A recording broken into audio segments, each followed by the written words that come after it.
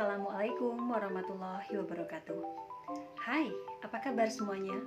Khususnya siswa-siswi baru SMP Negeri 4 Ngamprah kelas 7. Alhamdulillah pada hari ini kita bisa bertatap muka secara daring dalam kegiatan masa pengenalan lingkungan sekolah. Perkenalkan, nama Ibu Tuti Sugilestari. Ibu mengajar pelajaran bahasa Indonesia. Namun, pada kesempatan kali ini, Ibu akan membawakan materi mengenai pembinaan mental. Sebelum kita mulai belajar, yuk kita bacakan basmalah bersama-sama. Bismillahirrahmanirrahim.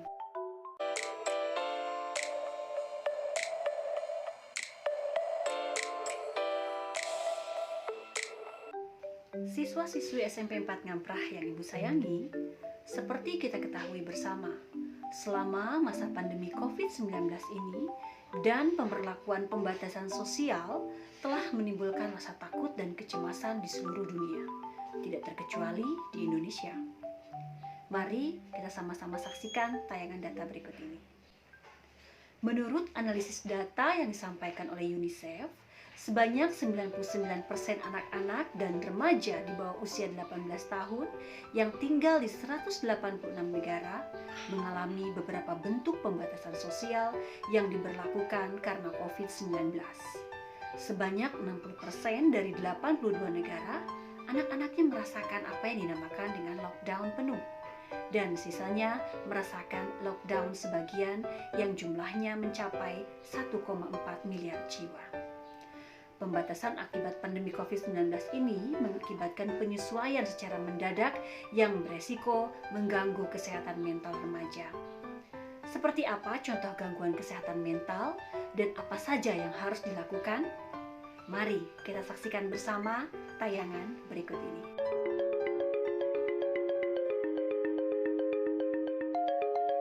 Dari 8.444 remaja yang diteliti, 27%-nya merasa cemas dan 15%-nya merasa depresi.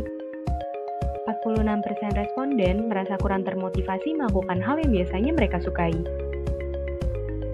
Dan 36% yang lain merasa kurang termotivasi untuk mengerjakan pekerjaan rumah. Selain itu, 43% anak perempuan dan 36% anak laki-laki memiliki persepsi negatif terhadap masa depan. Bahkan 73% di antara mereka merasa butuh pertolongan, akan tetapi 40%-nya tidak melakukan apa-apa. Tentu saja hal-hal itu sangat berbahaya.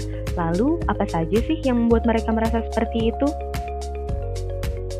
Interaksi, bahkan kekerasan yang dilakukan orang tua karena sering bertemu di rumah, rasa takut dirinya atau orang terdekat terinfeksi penyakit, terisolasi dari pertemanan, hingga melihat terlalu banyak berita negatif yang tidak akurat. Yuk kita cari tahu yang dilakukan anak-anak lain. Rosa berusaha mengalihkan pikiran buruknya dengan menulis, menggambar, dan menonton. Kalau menurut Roberto, setiap orang berbeda dalam menghadapi kesehatan fisik dan mental, sehingga ia tidak ragu untuk mencari pertolongan profesional. Sedangkan Joao berusaha membangun kebiasaan lebih baik, seperti bangun lebih pagi agar lebih produktif. Nah, berikut ini ada 6 tips untuk menghadapi new normal. Yang pertama, kita harus sadar bahwa merasa cemas adalah hal yang normal. Akan tetapi, jangan lupa cerita kepada orang tua ya jika gejala cemas mulai mengganggu, karena bisa saja itu gejala ansietas maupun gejala depresi. Gejala ansietas bisa berupa keluhan fisik, penurunan nafsu makan, hingga sulit konsentrasi loh. Sedangkan gejala depresi bisa kehilangan energi, merasa tidak berguna, hingga ada keinginan untuk menyakiti diri sendiri. Tips yang kedua adalah mengalihkan pikiran negatif dengan membaca, mengerjakan tugas, atau menonton TV. Mengerjakan atau mempelajari minat yang selama ini tertunda juga bisa menjadi pilihan. Yang keempat, maksimalkan berhubungan dengan teman dengan menggunakan sosial media. Yang kelima, terima perasaanmu, baik senang maupun sedih. Yang terakhir, stigma negatif pada pasien COVID membuat mereka sering dikucilkan, sehingga sangat penting untuk kita selalu berbuat baik.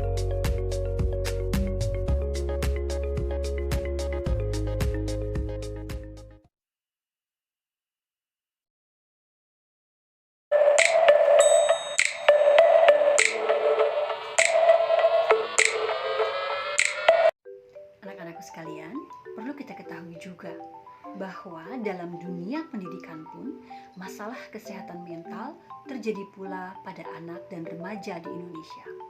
Oleh karena itu, perlu diadakan upaya strategis dalam mengevaluasi sistem pembelajaran jarak jauh sekaligus memberikan dukungan kesehatan mental bagi anak dan remaja. Penyediaan layanan dukungan sosial yang memberikan fasilitas layanan kesehatan mental bagi para siswa melalui sekolah merupakan hal strategis yang perlu diperkuat di era pandemi ini.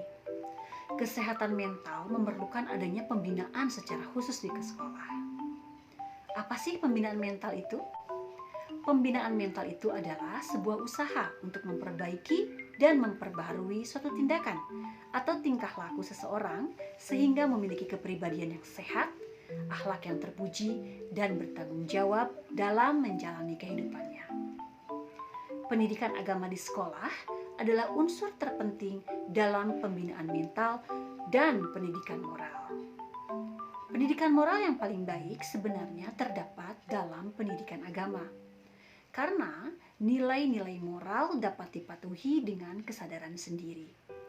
Karena itu, keyakinan itu harus dipupuk dan ditanamkan sedari kecil. Dalam hal ini, guru agama memegang peranan yang sangat penting. Materi pelajaran agama disampaikan di sekolah hendaknya selalu diorientasikan pada kepentingan remaja.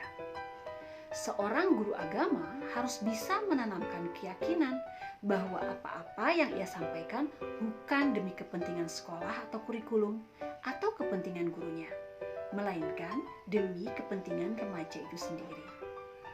Karenanya, pemahaman akan kondisi objektif kejiwaan remaja mutlak diperlukan oleh para guru agama di sekolah. Seorang guru agama harus senantiasa dekat dan akrab dengan permasalahan remaja yang menjadi peserta didiknya, agar mampu menyelami sisi kejiwaan mereka. Anak-anakku yang sangat ibu banggakan, sebenarnya untuk membangun mental yang sehat juga bisa dilakukan oleh diri sendiri loh. Dan ini caranya sangat mudah, yaitu dengan melakukan beberapa tips berikut ini. Yang pertama, katakan hal-hal yang positif pada diri kita sendiri. Biasakan diri kita itu menggunakan kata-kata yang bisa membuat lebih positif. Maka hal ini membuat kita menjadi lebih optimis. Yang kedua, yaitu mudah saja tuliskan hal-hal yang patut disyukuri. Caranya sangat sederhana, ya. Ternyata untuk meningkatkan rasa syukur itu, kita tinggal membuat sebuah jurnal saja dan menuliskan beberapa hal yang patut disyukuri setiap harinya. Mudah bukan? Yang ketiga, kita harus fokus pada satu hal dalam satu waktu. Fokus kepada tujuan mampu melepaskan emosi negatif atau sulit melupakan pengalaman masa lalu yang membebani. Hal keempat yang bisa kita lakukan adalah dengan berolahraga. Olahraga adalah cara penangkal stres, kecemasan, dan depresi yang ampuh. Oleh karena itu, carilah cara-cara kecil untuk menambah aktivitas olahraga. Yang kelima, makanlah makanan yang enak. Selain memberikan nutrisi yang dibutuhkan, makan lezat dan sehat juga bisa menyehatkan otak.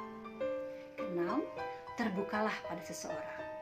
Belajar terbuka kepada orang lain membuat kamu lebih mampu berpikir positif dan semakin mengenal diri sendiri.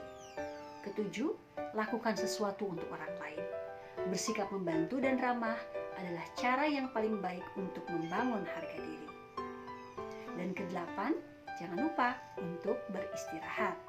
Pada saat semua pekerjaan terasa sudah terlalu banyak, beristirahatlah sampai kamu merasa sedikit lebih baik. Hal ini akan membantu kamu untuk melawan stres. Dan selanjutnya, jangan dilupakan, tidur harus tepat waktu. Coba tidur pada waktu yang teratur setiap harinya dan hindari bermain gadget sebelum waktu tidur.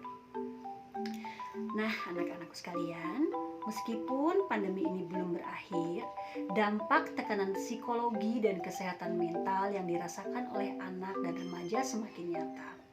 Kondisi kesehatan mental yang dialami oleh anak-anak dan remaja tidak terlepas dari peran keluarga, sekolah, dan masyarakat dalam mendampingi anak menghadapi berbagai bentuk perubahan karena pandemi ini.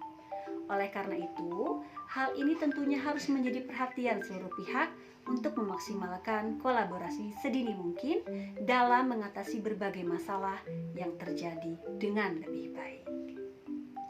Demikian yang dapat Ibu sampaikan pada kesempatan kali ini. Semoga bisa bermanfaat untuk kita semua, khususnya untuk seluruh siswa-siswi SMP Negeri 4 Ngamprah dalam menghadapi masa pandemi ini. Wassalamualaikum warahmatullahi wabarakatuh. Sampai jumpa.